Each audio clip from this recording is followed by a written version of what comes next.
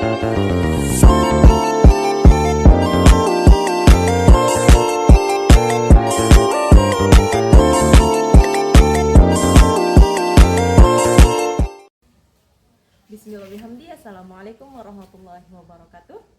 Perkenalkan, saya Isrul Laila, mahasiswa semester 5 dari program studi Pendidikan Agama Islam Fakultas Tarbiyah Institut Agama Islam Hamzani Madinah Tatulullah. Pertama-tama yang saya hormati Bapak dosen Komarudin MPD selaku dosen mata kuliah materi PAI, SMP, SMA, dan SMK, dan teman-teman yang saya banggakan. Tujuan saya membuat video ini untuk menyelesaikan tugas ujian tengah semester. Pengembangan media pembelajaran pendidikan agama Islam atau PAI merupakan salah satu upaya penting dalam meningkatkan kualitas proses belajar mengajar di sekolah. Pendidikan agama Islam memiliki peran strategi dalam membentuk karakter, akhlak, dan spiritual peserta didik. Namun, di tengah perkembangan teknologi di era digital, pembelajaran pendidikan Islam menghadapi berbagai tantangan, terutama dalam hal penyampaian materi agar mudah dipahami dan menarik bagi siswa. Dalam praktiknya, pembelajaran pendidikan agama Islam di sekolah masih bersifat konvensional, yaitu mengandalkan metode ceramah dan buku teks sebagai sumber utama pembelajaran. Metode ini seringkali membuat siswa cepat bosan, kurang fokus, dan kualitas memahami materi, terutama materi seperti bersifat abstrak seperti akidah dan akhlak. Kondisi ini menunjukkan perlunya inovasi dalam menyampaikan materi pendidikan agama Islam. Oleh karena itu, pemanfaatan teknologi dan pengembangan media pembelajaran menjadi solusi yang relevan. Media pembelajaran yang menarik, interaktif, dan sesuai dengan karakteristik siswa dapat meningkatkan motivasi belajar serta membantu siswa memahami materi PAI secara lebih mudah dan mendalam.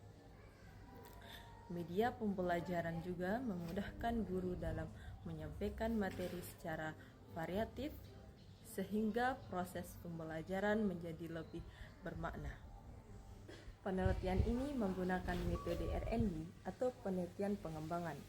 Metode ini dipilih karena tujuan utama penelitian adalah menghasilkan produk berupa media pembelajaran PAI yang efektif dan menarik bagi siswa. Penelitian pengembangan tidak hanya berfokus pada pengumpulan data, seperti juga mencangkup proses perencanaan, perancangan, pengembangan, pengujian, hingga penyempurnaan produk. Tahap pertama dalam penelitian ini adalah define atau tahap pendefinisian. Pada tahap ini dilakukan analisis kebutuhan yang meliputi analisis awal, analisis peserta didik, analisis tugas, analisis konsep, serta perumusan tujuan pembelajaran. Tahap ini bertujuan untuk memastikan bahwa media yang dikembangkan benar-benar sesuai dengan kebutuhan siswa dan guru. Tahap kedua adalah desain atau tahap perancangan. Pada tahap ini dilakukan penyusunan tes, pemilihan media, pemilihan format, serta pembuatan rancangan awal media pembelajaran.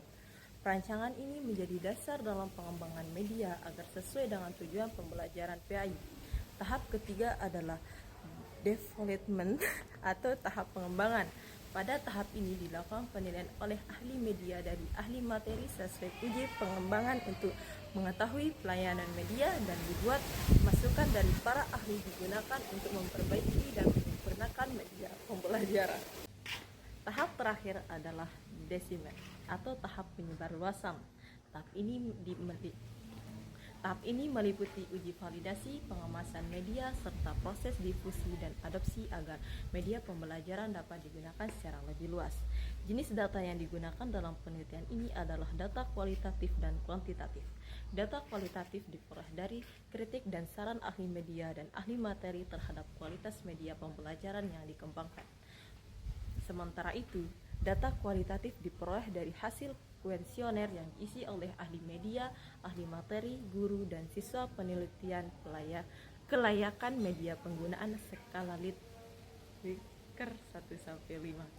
Teknik pengumpulan data dilakukan melalui wawancara, observasi, dan kuesioner.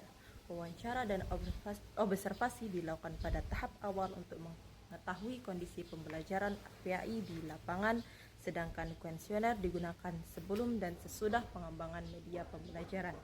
Hasil penelitian menunjukkan bahwa media pembelajaran PAI yang dikembangkan mampu meningkatkan minat dan memahami siswa terhadap materi PAI. Siswa menjadi lebih aktif bertanya, berdiskusi, dan antusias dalam mengikuti pembelajaran. Guru juga memberikan tantangan positif karena media pembelajaran membantu menyederhanakan materi yang sebelumnya dianggap sulit dan abstrak. Selain meningkatkan pemahaman, media pembelajaran PAI juga berperan dalam menanamkan nilai-nilai Islam secara kontekstual. Melalui contoh-contoh nyata dalam kehidupan sehari-hari, siswa lebih mudah mengaitkan materi PAI dengan pengalaman mereka, sehingga berdampak pada penguatan karakter dan spiritualitas siswa. Dengan demikian, pengembangan media pembelajaran PAI tidak hanya berfungsi sebagai alat untuk pembelajaran, tetapi juga sebagai strategi penting dalam menciptakan pembelajaran yang aktif, bermakna, kontekstual, dan berkelanjutan. Oleh karena itu, inovasi dan aktivitas dalam pengembangan media pembelajaran PAI perlu terus dilakukan agar mampu mengikuti pengembangan zaman tanpa mengurangi nilai-nilai keislaman yang diajarkan. Mungkin hanya itu dari saya yang saya bisa jelaskan dari materi siang tadi. Saya tutup, terima kasih. Wallahumma fiq wal hadi ila sabilir rasyad. Wassalamualaikum warahmatullahi wabarakatuh.